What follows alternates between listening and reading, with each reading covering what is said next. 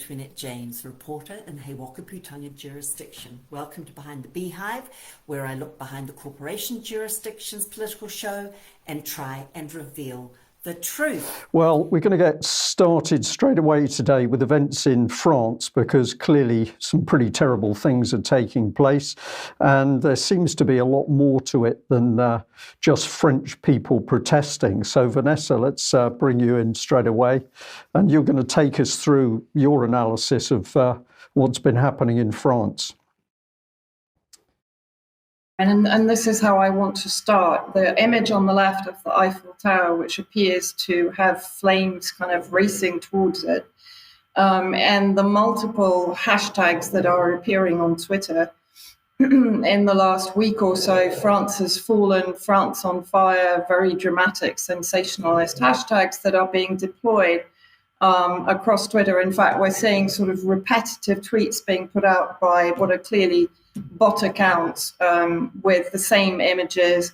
That image itself is AI, you might be interested to know, and there are many images that are appearing that are AI. What I first want to look at is a bit of analysis by Alex Craner. Alex Craner was recently at the Better Way conference in the UK.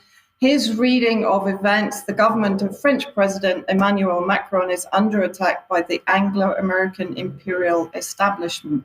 Now, bear with me, Alex is not in any way defending Emmanuel Macron. He is not excusing Macron's puppeteering for the global elite, as he has done during his presidencies. But what he is saying, and I am sympathetic towards his overall message, if you just move on there, Brian. So these are the main points that Alex is making. I would recommend that everybody goes to his article and reads it, because he goes into an awful lot more depth. So what he's saying: in the immediate aftermath of the 9/11 terror attacks in the US, President George W. Bush announced to the world that you are either with us or you are against us. In 2003, there was French opposition to the US invasion of Iraq. In 2008, France opposition to Ukraine and Georgia joining NATO. It's worth noting also that Macron has a history of, let's say, friendship with oligarchs that are close to President Putin. There was the Benalla scandal, the security guard scandal, whom was receiving millions from Macron's government to provide security for Russian oligarchs that were inside France. So that's also worth noting.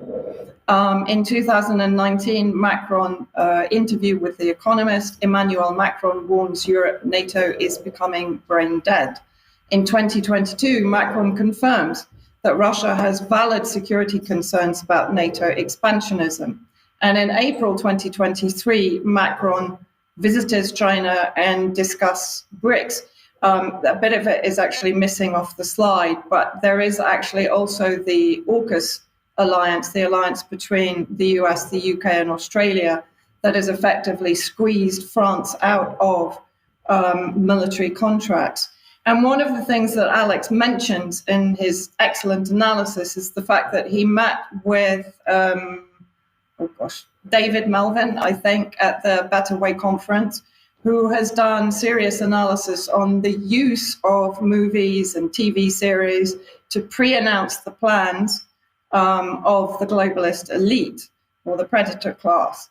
And this film, Athena, produced or published by Netflix, came out in 2022 and tells the story of ethnic civil war in France following the killing, the police killing of an Algerian youth. And funnily enough, fast forward to the 27th of June, 2023, and what we have: apparent ethnic war in France following the killing of an Algerian youth. So I then started to go onto Twitter to see how people were actually reacting and where these reactions were coming from. So first of all, and this was just a random search on the hashtags France has fallen and France on fire. So I have Amy Meck here, apparently an investigative journalist. So let's have a look at her tweet. France has fallen leading.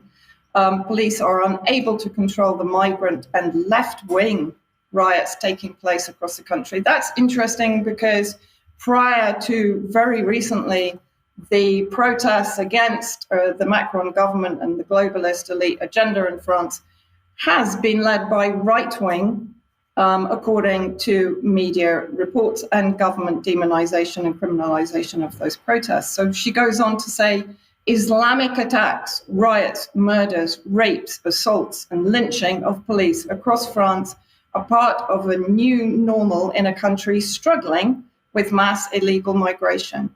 And then she says, and I find this extraordinary, I wonder what Alex thinks of this comment, France is now the main Islamic country in Europe, with more than 10% of its population being Muslim. Well, one, France is not an Islamic country. It has a Muslim population, which is the highest in Europe. Let's just correct that phrasing. There is no coming back from this. Their future is Islamic. So I think we can get a clearer idea of where Amy Mack is taking this discussion. But let's see who she works for. Sorry.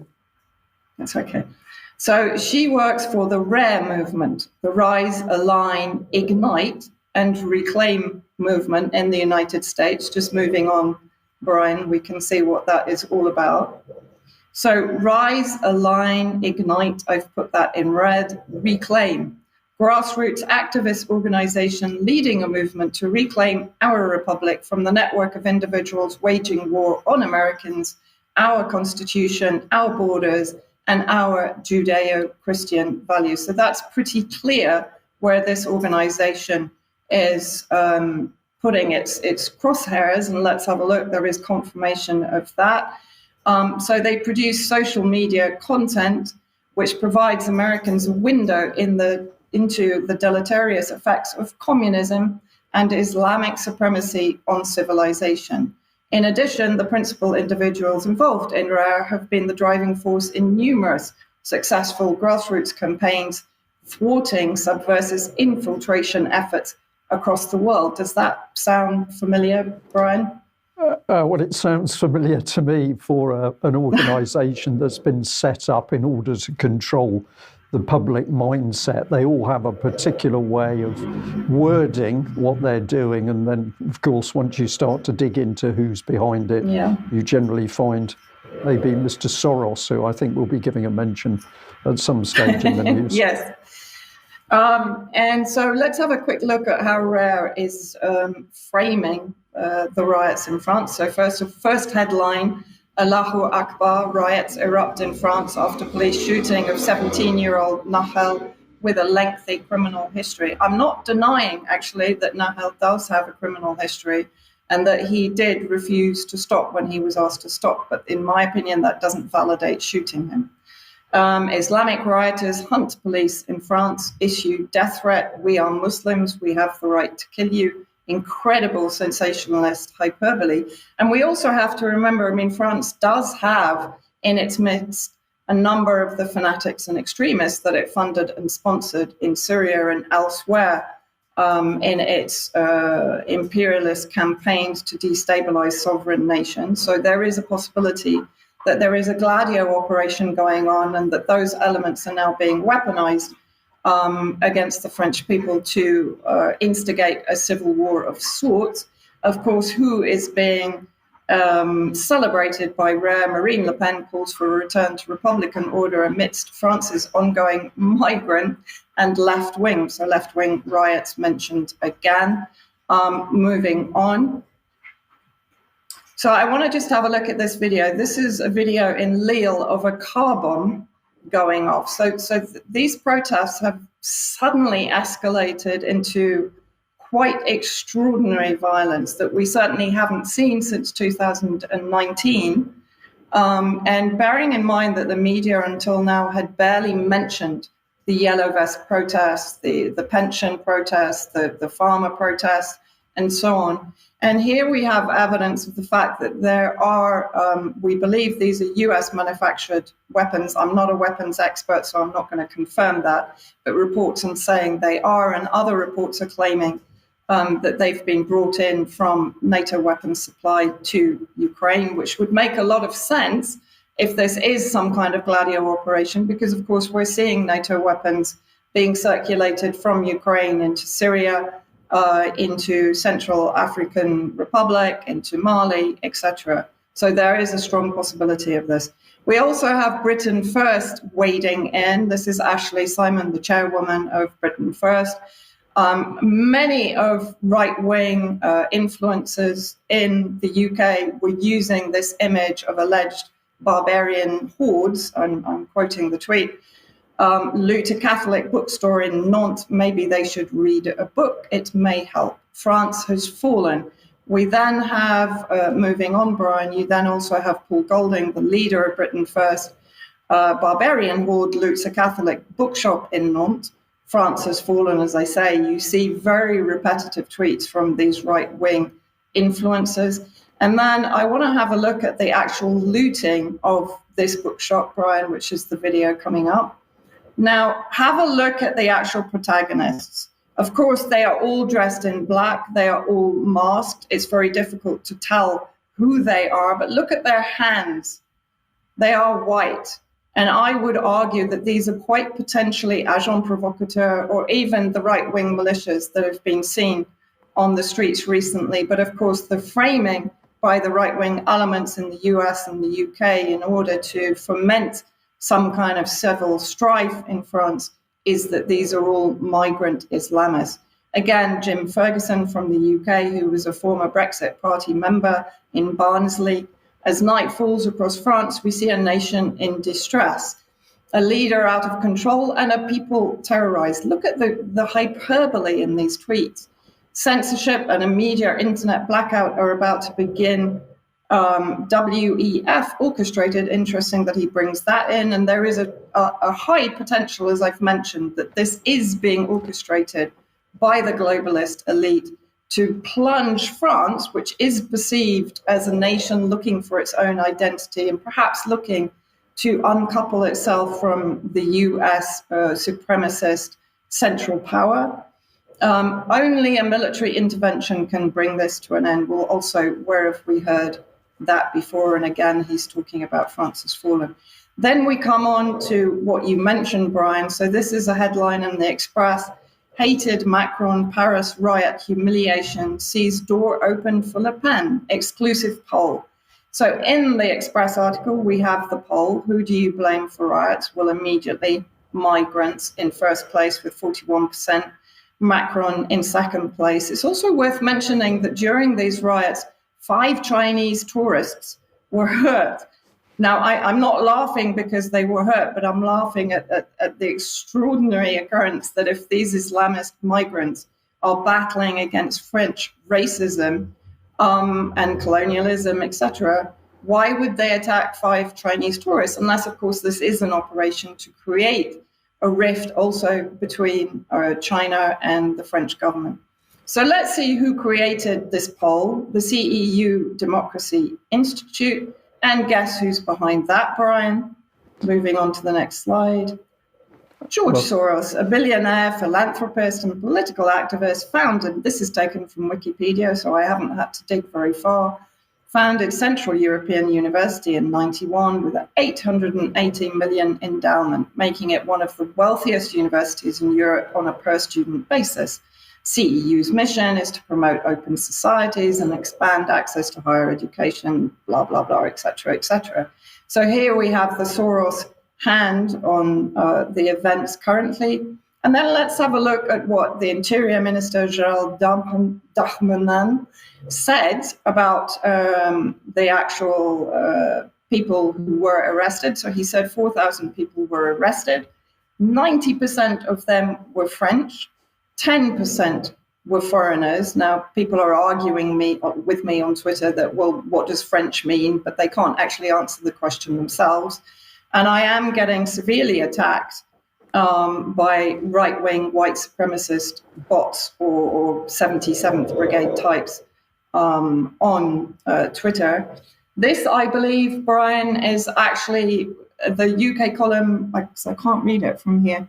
It's retracting the claim that there was an internet clampdown by the government. Yes, is that correct? Yeah, we got this wrong on Monday. We understand this Right. document is not what it appears to be. Right. Alex, very quickly, do you want to comment on this?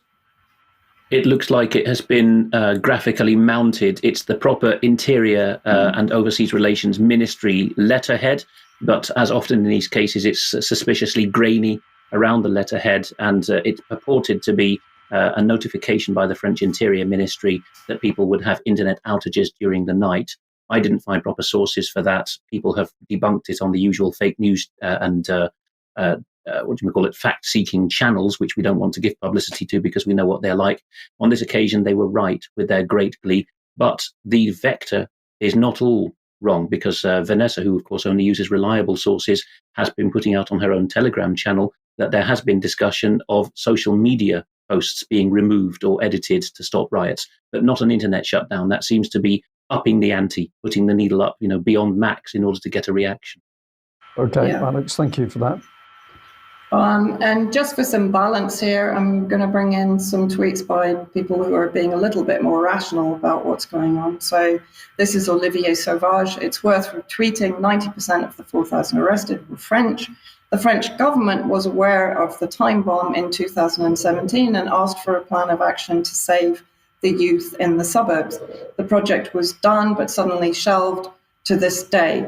WEF did not want more social spending, and he goes on also to point out that only stupid people like white supremacists ignore that without the immigrants, France will cease to function. No garbage collected, no workers doing the hard labor in construction, the thousands of Algerian doctors manning their hospitals, etc.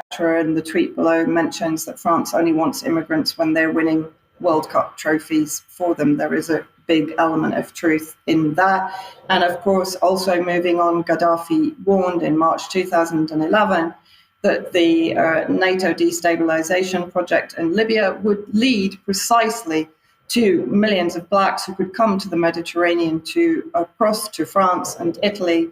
And Libya plays a role in the security in the Mediterranean. Well, this is now coming home to roost. And we also have to remember, of course, France's colonial past. In 1961, it's worth people checking out the worst massacre in French history since the Second World War, which was the massacre of Algerian refugees in Paris and the dumping of their bodies in the Seine.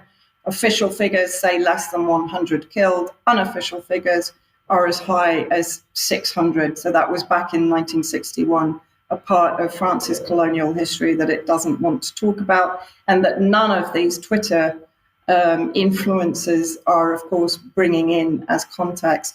And recently, of course, back in mid-June, at least 78 dead. People are saying, again, way more than that, perhaps up to 600, after the fishing boat loaded with refugees and migrants sinks off the Greek coast. And just finally, what I wanted to point out to people, remember in 2016, when NATO member states wanted a no-fly zone over Aleppo while the Syrian Arab Army was in the process of liberating eastern Aleppo from Western-backed terrorists, we saw ubiquitous Aleppo is burning hashtags produced by US State Department-linked PR firms. And I think that that is very much what we're seeing now. It's a very complex situation, but I think be aware of people generating sensationalism and hyperbole and effectively whipping up hate against a sector of the French population.